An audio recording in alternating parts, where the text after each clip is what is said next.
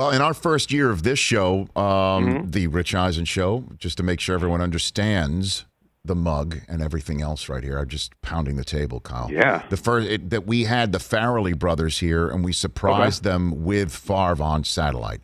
And they told the story that I believe it was Steve Young first that they wanted to have Chris Brockman.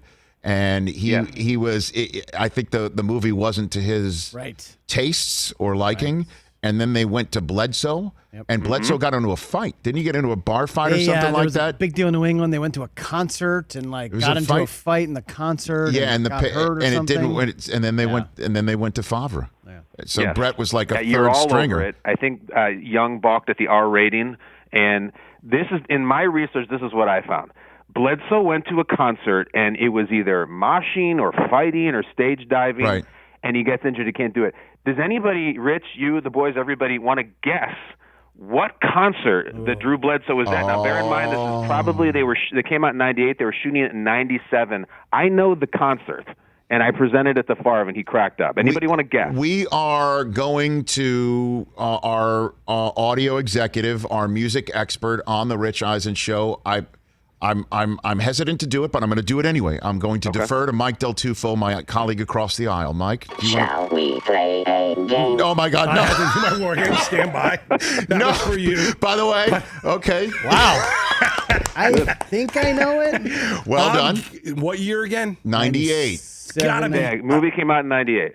Rage Against the Machine with moshing. Back then, Pearl Jam's at the end. My guess is Mighty Mighty Boss Tones. Mighty, there was not a fight at a Mighty. They were like the in-house band of the ESPYs. Like, you're not mosh pitting there. The end of the real big. I mean, what do you got, Kyle? What do you got? Oh, yeah, no one was moshing to "Knock on Wood" by the Boston. However, Great song. Brett Favre got the role in Something About Mary because Drew Bledsoe was injured at an Everclear concert. Everclear, Santa Monica, right down the street from you guys. That's how that came to be. But the whole bit about the fact that it was Favre in a cameo is one thing. The fact though that Ben Stiller could not pronounce Favre. Apparently, that's the way he did pronounce it, and the Farrelly brothers kept it.